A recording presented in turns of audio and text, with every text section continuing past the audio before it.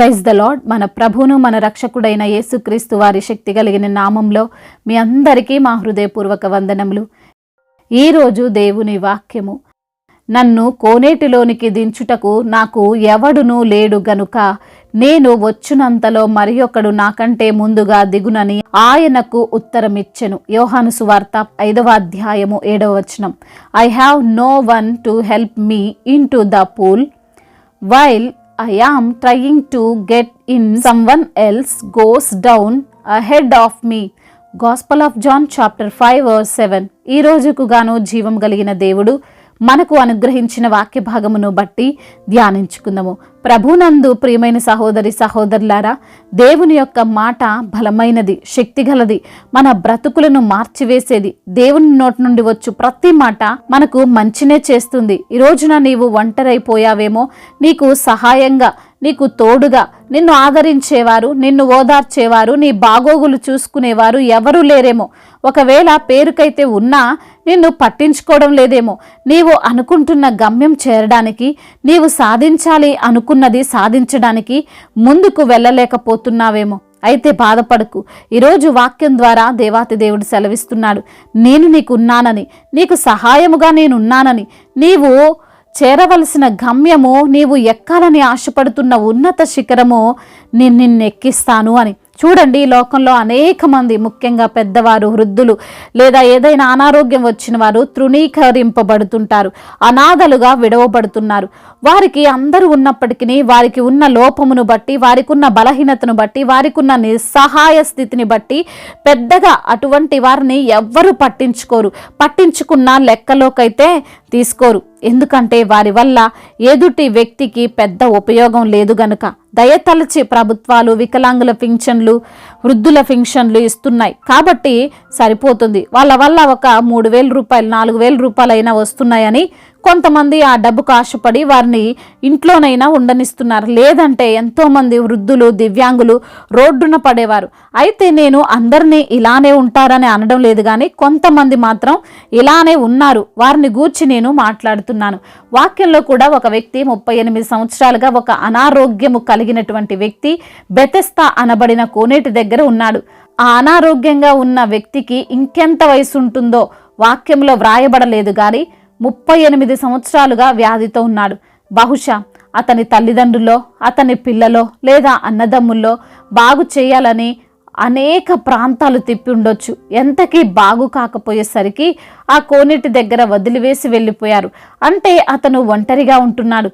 ఎలా అయినా స్వస్థత పొందుకోవాలి, బాగుపడాలి అనే ఆశ అయితే తనలో ఉంది. ఆశ్చర్యకరమైన విషయం ఏమిటంటే 38 సంవత్సరాలుగా వ్యాధితో బాధపడుతున్నప్పటికీ ఏ రోజు కూడా అతను నిరుత్సాహపడలేదు కదండి. అప్పటి నుండి కూడా పోరాడుతూనే ఉన్నారు, స్వస్థత కోసం ప్రయాసపడుతూనే ఉన్నాడు. మరి ఇప్పుడు ఏదైనా అనారోగ్యం వస్తే, ఏదైనా ప్రయత్నంలో ఒక్కసారి విఫలమైతే, ఏదైనా చిన్న సమస్య కుటుంబంలోనో భార్యాభర్తల మధ్యనో వస్తే దానికి పరిష్కారం ఏంటంటే చావు, నేను చచ్చిపోతా అని బెదిరిస్తారు.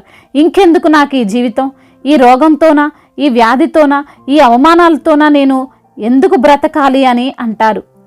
పైగా ఆ 38 సంవత్సరాలు వ్యాధిగ్రస్తుని వలె ఎవరు లేనోళ్ళు కాదు, అందరూ ఉండి ధైర్యం చెప్తున్నా వారిలో పోరాట పటిమ ఉండడం లేదు. కానీ ఆ వ్యక్తి 38 సంవత్సరాలుగా ఒంటరిగా పోరాడుతున్నాడు. నీటిలో దిగుదాము అనుకునేసరికి ఎవరో ఒకరు ముందుగా దిగుతున్నారు. ఛాన్స్ ఇవ్వడం లేదు, హెల్ప్ లేదు. ఎవ్వరు లేని వారికి దేవుడే దిక్కు అని ఊరికే అనలేదండి. ఆ టైంలోనే యేసయ్య వచ్చాడు. ఏ నీటిలో దిగనవసరం లేకుండానే, ఎవరి కాళ్ళు పట్టుకోవాల్సిన అవసరం లేకుండానే ఒకే ఒక్క మాట, నీ పరుపెత్తుకొని నడువు అన్నాడు. ఆ మాటకు ఆ వ్యక్తి లేచి నడుస్తూ వెళ్ళిపోయాడు. ఈ రోజున ఈ మాటలు వింటున్న ప్రియమైన సహోదరి సహోదరులారా, ఎవరూ లేరని బాధపడుతున్నావేమో, నీకు ఆదరణ, నీకు సహాయము, నీకు ప్రోత్సాహము ఎక్కడి నుండి రావడం లేదని దుఃఖిస్తున్నావేమో, నీకు యేసయ్య ఉన్నాడు అనే విషయాన్ని నువ్వు మర్చిపోకు. ఆయన మాట చేత నీవు బలమును పొందుకుంటావు. ఆయన మాట చేత నీ జీవితం మార్చబడుతుంది. అయ్యో, అందరూ నాకంటే ముందుగా వెళ్ళిపోతున్నారు, మంచి జాబ్స్ చేసుకుంటున్నారు, వివాహమై సెటిల్ అయ్యారు, అందరూ క్వాలిఫై అవుతున్నారు అని బాధపడకు. దేవుడు, సర్వశక్తి గల దేవుడు, ఈ లోక సృష్టికర్త అయిన దేవుడు నీకున్నాడు. ఆయన్ను ఆశ్రయించు. ఎవ్వరు పట్టించుకోకపోయినా బాధపడకు. ఎవ్వరి హెల్ప్ నీకు అవసరం లేదు. దేవుని వైపు చూడు, ఆయనే నీకు సహాయకుడు. దేవుడు ఈ మాటలను దీవించి మన హృదయములో ఫలింప చేయునుగాక. వాక్య భాగమును బట్టి ప్రార్థించుకుందాము. ప్రతి ఒక్కరు కూడా ప్రార్థనలో ఏకీభవించగలరు. ప్రార్థన.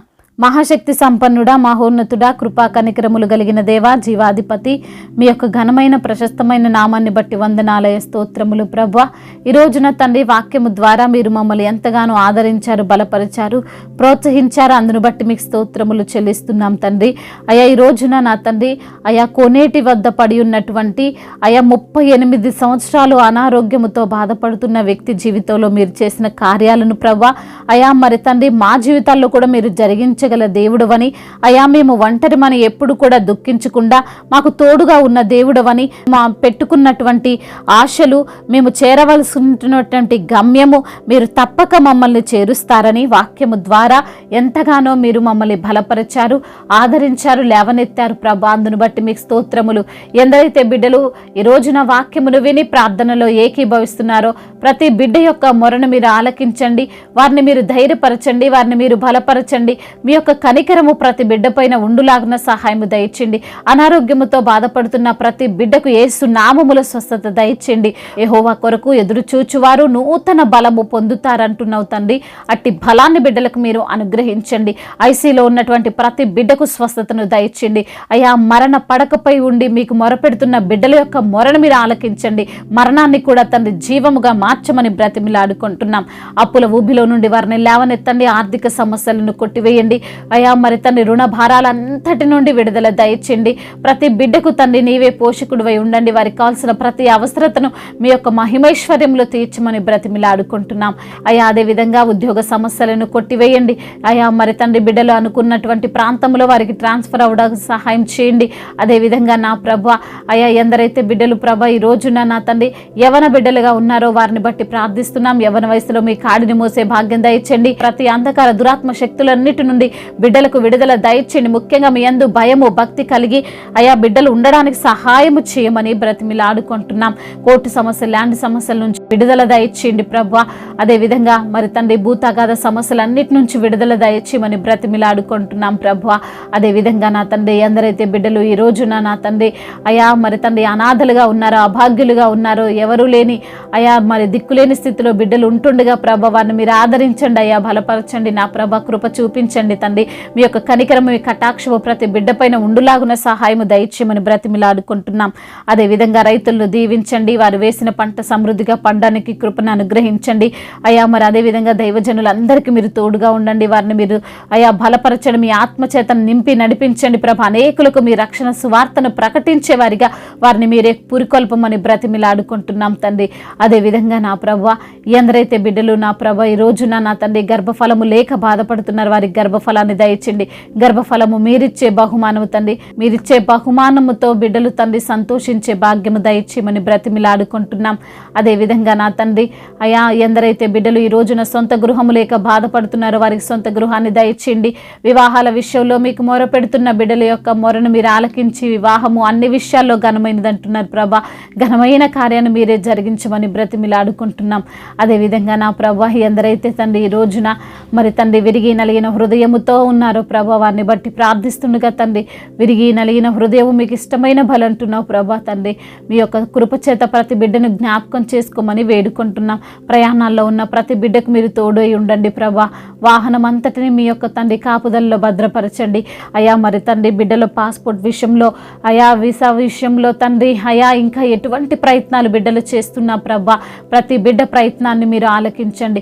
అయా అదేవిధంగా నా తండ్రి అయా అధికారులకు మీరు తోడుగా ఉండండి. మీ యొక్క జ్ఞానాన్ని ప్రతి ఒక్కరికి మీరు అనుగ్రహించమని బ్రతిమిలాడుకుంటున్నాం.